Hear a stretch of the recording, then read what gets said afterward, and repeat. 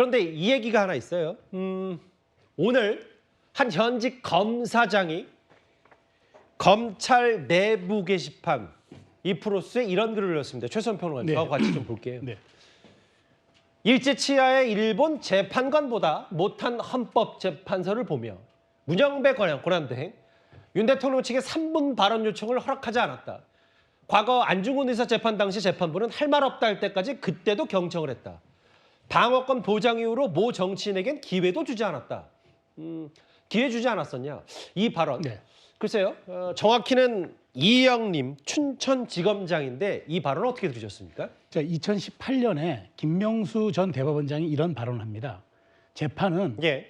결과도 굉장히 공정하게 나와야 되겠지만 그 과정도 굉장히 공정하게 보여져야 한다. 이 말 김명수 대법원장이 2018년 판사 재판거래 의혹 당시 판사들 앞에서 한 말입니다. 예. 이 말을 그대로 제가 되돌리면은 지금 공정하게 보입니까? 지금 저렇게 기울어진 운동장처럼 윤 대통령 측이 오히려 피고인인데 그 검사 역할을 하는 국회 소추단에게는 많은 기회와 거기에 약간의 배려 같은 모습을 보여주고 윤 대통령 측에는 굉장히 증인 채택서부터 발언까지 대통령의 마지막 1분 30초 발언 요청까지 거절하는 이런 박한 모습을 보면서 과연 사람들이 이게 기계적 균형인가? 아니면 이게 공정한가? 많은 의문과 그런 어떤 우려들이 들 겁니다. 그런 예. 측면에서 현직 검사장이지만 검사들 입장에서 보기에는 최소한 이게 누구에게는 방어권이 다 보장되고 누구에게는 야당 대표이기 때문에 도주의 우려가 없다고 구속영장이 기각되고 이런 상황이 대통령이 구속된 초유의 상황이고 대통령의 직을 박탈하는 가장 엄중한 이런 재판에서 왜 이런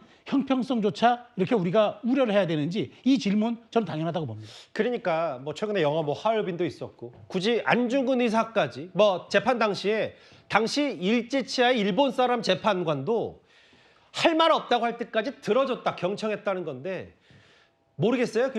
김진욱 대변인 물론 뭐 이번에 대통령 파면 여부를 결정하는 내란 혐의나 계엄과 이재명 대표의 여러 갖가지 사법 리스크를 직접 비교하기는 어렵다고 누군가는 하더라도 이재명 대표에게는 다 기회 주지 않았냐라는 부분에 대해서 이거 뭐 다 정해놓고 뭐 아무리 규정대로 한다고 하더라도 다 단심제 속도전 이번에는 어떻게 들으셨어요? 지금 이재명 대표를 자꾸 이렇게 비교의 대상으로 놓고 있는데 형사 재판을 받는 것과 이 헌법재판소의 탄핵 심리를 받는 것을 이렇게 현직에 계신 이 검찰 지검장까지도 이렇게 오해하게끔 발언하는 부분은 저는 뭐 굉장히 부적절하다 이런 생각이 들고요. 지금 윤석열 대통령이 받고 있는 혐의가 이 12.3 비상계엄 내란 사태와 관련돼서 위헌적이고 위법적인 부분에 대한 판단을 받는 부분인데 이런 부분들을 안중근 의사의 독립운동과 함께 등치시켜서 얘기한다는 부분 저는 이 부분도 좀 적절하지 않다고 봅니다. 뭐 개인적으로는 어떤 생각을 갖고 계실 수 있습니다. 그렇지만 이런 부분들에 대해서 의견을 내실 때는 그동안 이 검찰에 대해서도 어떤 의견을 냈는지 저는 좀 종합해서 볼 필요가 있다고 생각합니다. 지금 많은 국민들께서 검찰이 굉장히 불공정하다라는 불만들을 갖고 계시는데 그럴 때 과연 검찰의 이런 부분들에 대해서는 어떤 의견을 내셨습니까? 또 그리고 그동안 검찰이 갖고 있는 이 기소권, 수사권 예. 이것에 대해서 많은 문제적인 지적들이 있었지 않습니까? 뭐 기소권의 독점이라든지 예. 아니면 기소권의 남용이라든지 이런 부분에 대해서 어떤 자성의 목소리 한 번을 내시고 지금의 이런 재판의 과정들에 대해서 공정성을 얘기한다면 수용할 수 있을 것 같아요. 그러나 그런 부분들에 대해서 목소리를 내는 걸 들어보지 못했는데 예. 마치 지금 윤석열 대통령에 대한 헌법재판소의 심리가 예. 매우 불공정한 것처럼 얘기하는 것 저는 바람직한 방향은 아니다라고 생각합니다. 약간 그 듣기에 따라서는 또 메신저를 공격하는 느낌도 있어서 일단 윤기찬 부위원장님. 그러니까 검찰의 뭐 개혁 문제는 검찰 개혁 문제대로 하는 예. 것이고요. 현재 법조인이 본 현재 심판 과정에 대한 불공정성이라기보다는 저는 위법한 문제를 지적했다고 봐요. 예. 왜냐하면 저희가 증거재판주의라고 그래서 사실관계를 인정할 때는 분명히 증거에 의해서 인정을 해야 되는 것이고 예. 그 사실관계 인정에 필요한 증거는 증거 조사를 정확히 해야 증거 능력 있는 증거를 통해서만 사실관계 인정을 해야 되는 것인데 예. 그 증거 능력 있는 증거를 마련하기 위해서는 심판정에서 해당 조서에 대해서 부인하면 내가 진술한 대로 기재가 돼 있지만 사실은 그건 사실과 달라요라고 얘기하게 되면 그 부분은 증거로 사용할 수 없다는 것이 형소법의 대원칙인데 이거를 적용하지 않겠다는 거잖아요. 예. 거기에 대한 비판이 서려 있는 부분이고 이 부분은 각 기관별 이해관계 이런 걸 떠나서 일단 국민이 재판받을 수 있는 권리. 지금 예를 들어 헌재의 경우에는 이번에 만약 이걸 바꾸지 못한다면요. 지금 헌재가 얘기하고 있는 선례.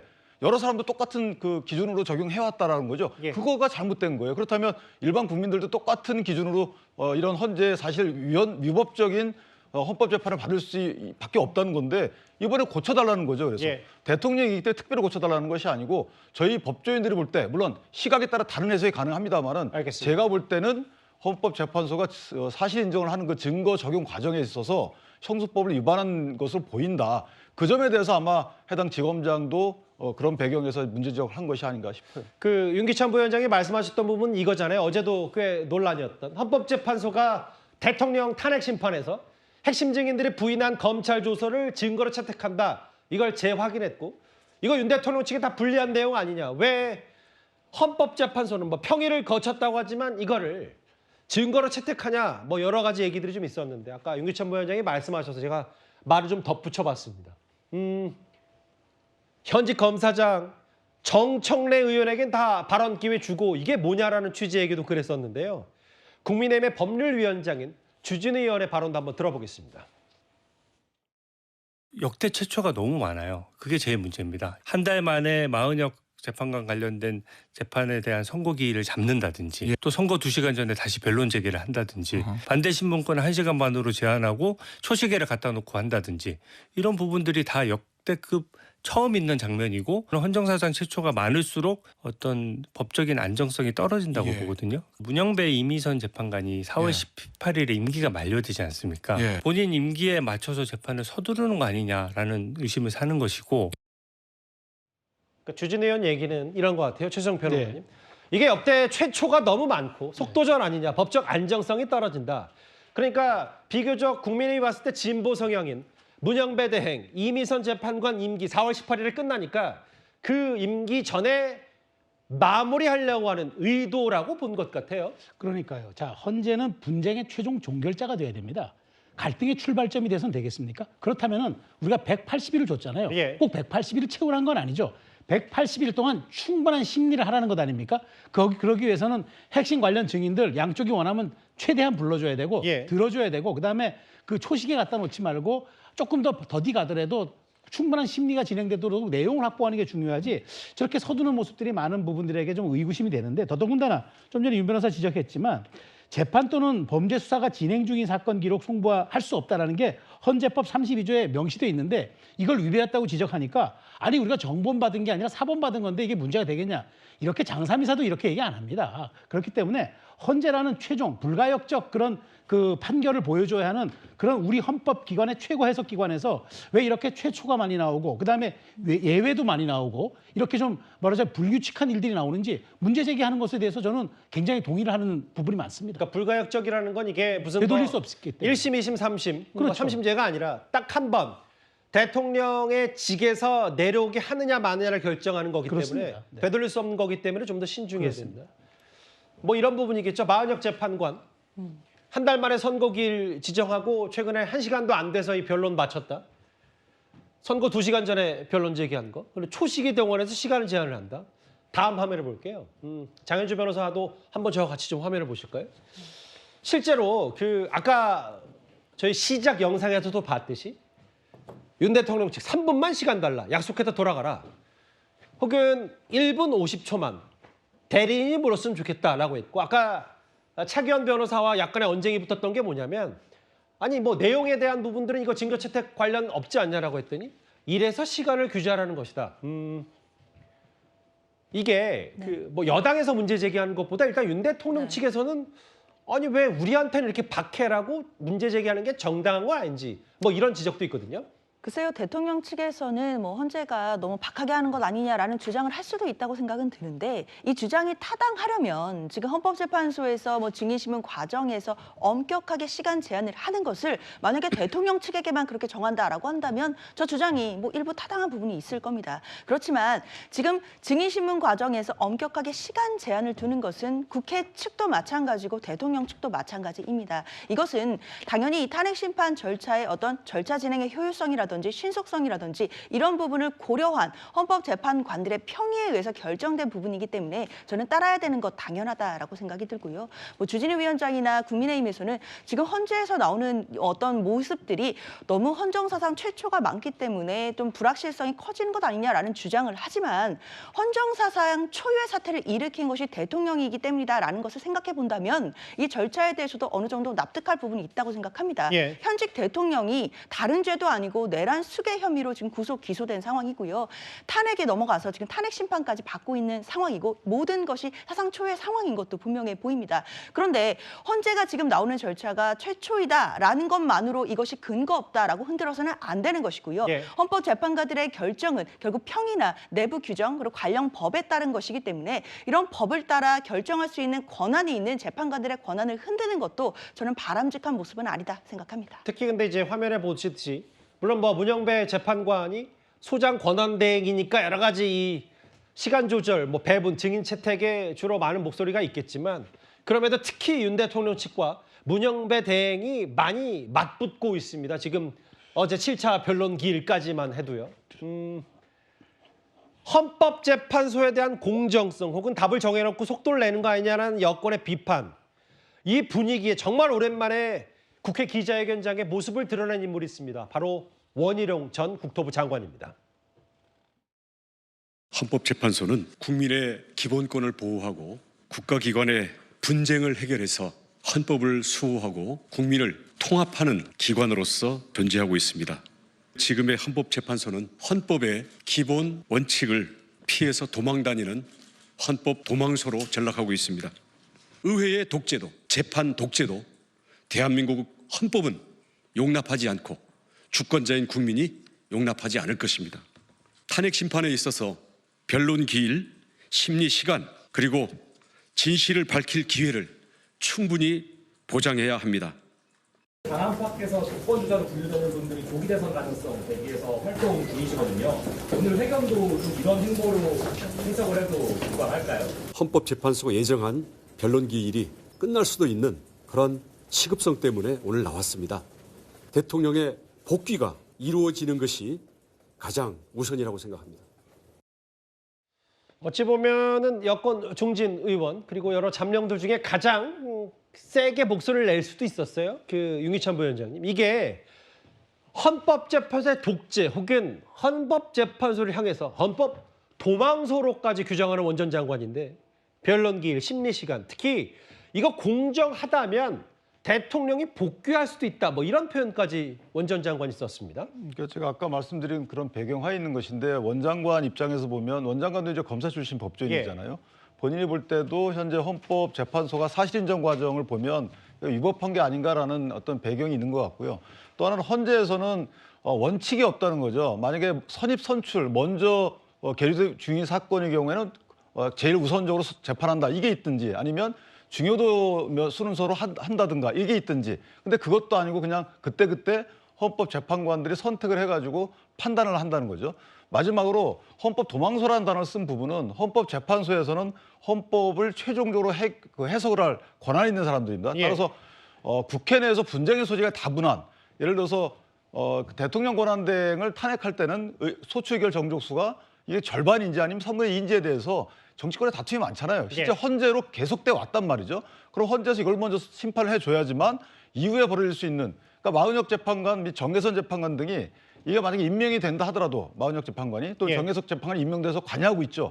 이분들의 임명이 무효가 될 수 있는 사정이 있는 거잖아요. 그렇다면 이게 선입선출 이런 걸 떠나서 먼저 그 정족수에 대해서 판단을 내려줘야지만 이게 혼란 없이 진행이 되는 건데 그런 거 없이 윤 대통령에 대해서만 집중적으로 기일을 진행한단 말이죠. 따라서 이걸 볼 때 불공정한 재판이고 헌법 독점 재판이고 그다음에 위법 재판이다. 뭐 이런 식의 본인의 염려가 깔린 그런 기자회견으로 생각이 됩니다. 이게 뭔가 기본적으로 지금 여권의 공감대와 의견을 같이 하되 대통령이 복귀할 기회가 있다는 얘기까지 했어요. 이걸 법적인 부분을 윤기찬 부위원장께서 짚어주셨다면 김진일 대변인 정치적인 걸 봤을 때 원 전 장관 지금 만약에 잠룡들 중에 뭔가의 하나하나의 메시지를 본다면 홍준표 시장은 최근에 대통령이 탄핵 때도 문제, 기각 때도 문제라는 취지의 얘기를 했고 오세훈 시장도 이제 탄핵, 복귀까지는 아니지만 헌법재판소를 때린다. 근데 아마 원전 장관이 최근에 이제 김문수 장관과 비슷한 취지. 일단 다른 건 모르겠고 대통령이 빨리 복귀. 이게 최선이다. 이런 정치적 성향의 메시지를 어떻게 받아들이시겠어요? 그 정치적으로 지금 원희룡 전 장관도 예. 이제 조기 대선이 임박했다라는 걸 본능적으로 느꼈기 때문에 오늘 메시지를 낸 것이다. 저는 그렇게 보고 있고요. 원 장관이 법조인 출신 아닙니까? 그런데 오늘 메시지 낸 것 중에 법리적인 얘기는 찾아볼 수가 없고 정치적인 메시지밖에 없었다. 이렇게 평가를 해보면 결국은 원 장관의 오늘의 발언은 정치적인 어떤 시기를 염두에 둔 발언이다 이렇게 볼 수밖에 없는데 지금 김문수 전 장관과 원희룡 전 장관이 포지션이 어떻게 보면 묘하게 겹치는 그런 과정 중에 있고 그런 자리에서 선점되어 있는 김문수 장관의 포지션에 예. 본인도 같이 나도 여기에 있다라는 걸 좀 확인시키는 그런 뭐 신호가 아닌가. 그래서 지금 제가 볼 때는 이 지금 보수 여당이라고 하는 국민의힘에서는 윤석열 대통령의 탄핵 또는 조기 대선에 대한 이 언급을 완전히 금지시키고 있지만 지금 많은 잠룡들은 그것과 관계없이 이미 본인들의 이 조기 대선 행보를 시작했다. 저는 그렇게 해석하는 것이 제 개인적인 생각입니다. 근데 이제 저 부분이 있어요, 지금. 뭐 아까 정치적인 부분도 언급하시지만 원희룡 전 장관도 얘기한 부분이 이 부분이에요. 한덕수 총리 탄핵 정족수 문제부터 해결해야 된다. 이 부분은 국민의힘이 지금까지 대통령 탄핵 심판이 시작되거나 수차례 얘기한 거거든요. 아예 오늘 국민의힘은요. 권성동 원내대표가 이제 험해로도 만나보겠지만 권성동 원내대표가 무려 3번째로 헌법재판소를 항의 방문했습니다. 졸속 진행한 데 따른 후폭풍. 이거 헌법재판소가 어떻게 감당하려고 하냐. 최성 평론가님. 네. 아니 이거 왜 마은혁 재판관보다 한덕수 총리 거 먼저 안 하냐.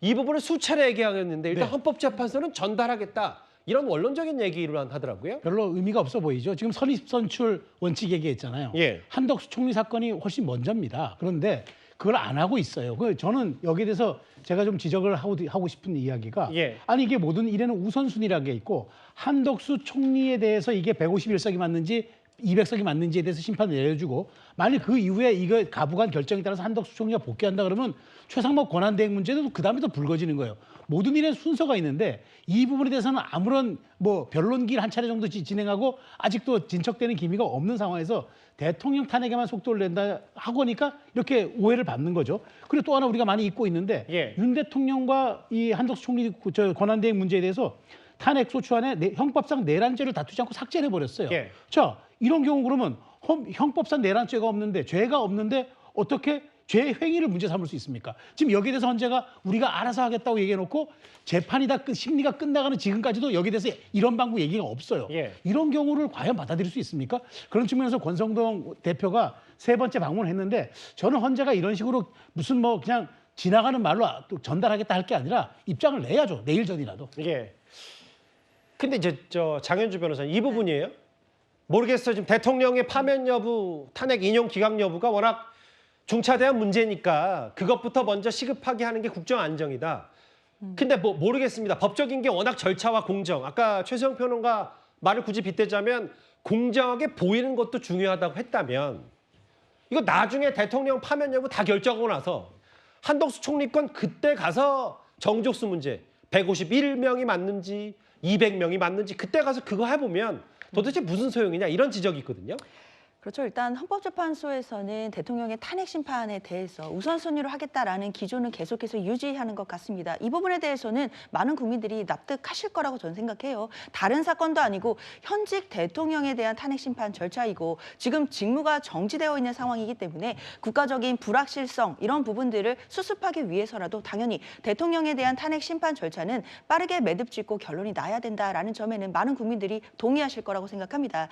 그런데 이제 여권에서 계속 이야기하고 하고 있는 예. 한덕수 총리 탄핵과 관련돼서 이것을 정족수가 151석이냐 200석이냐 이 부분에 따라 그렇다면 결국에는 최상목 권한대행이라든지 이런 모든 부분이 영향받는 것 아니냐 이런 주장을 하는데요. 물론 일견 타당한 부분은 있지만 저는 또 반쪽짜리 이야기다라는 생각도 듭니다. 왜냐하면 만약에 헌재에서 한덕수 총리에 대한 탄핵 심판의 의결 정족수가 200석이다라고 판단을 한다고 하더라도 모든 것이 소급해서 무효로 될 가능성이 없기 때문입니다. 예. 사실 헌재에서 어떤 결정이나 권한쟁의에 관한 결론이 나왔을 때 이것을 소급 적용해서 인정되는 경우는 거의 없고 그렇다면 만약에 정족수에 대한 부분에 대해서도 200석이 맞다라고 판결을 한다라고 하더라도 국회에서 한덕수 총리에 대한 탄핵 소추가 의결된 것 이것 자체는 효력이 있을 가능성이 있고 그렇다면 최상목 권한대행이 뭐 관련된 헌법재판관들을 임명하는 절차는 모두 유효로 인정될 것이기 때문에 예. 저는 이 절차가 뭐 진행이 돼서 만약에 의결 정족수에서 잘못되면 모든 것이 무효가 된다 이 주장에는 동의하기는 어렵습니다. 그러게요. 근데 이제 오늘도 이거 마은혁 재판관 또 9명 되면 여기서부터 뭐 5대 3이냐 6대 3이냐 얘기도 좀 많아서 박성재 법무부 장관은 여기 저희 화면에는 기일 미지정이라고 돼 있지만 24일에 탄핵 심리가 시작된다는 얘기를 제가 좀 더 덧붙이겠습니다. 알겠습니다. 이례적이긴 합니다. 내일이 정말 대통령 탄핵 심리 마지막이 될 수도 있어요. 이렇게 되면 저희가 알 수 없습니다. 추가 증인, 뭐 탄핵 신문기일이 지금 별다른 변수가 없다면 내일이 끝일 텐데 이마저도 아직 정확히는 알 수 없거든요. 대통령 탄핵 심판과 관련된 헌법재판소 논란거리 오늘 현직 검사장의 내부 게시판 성토글까지 하나하나 만나봤습니다.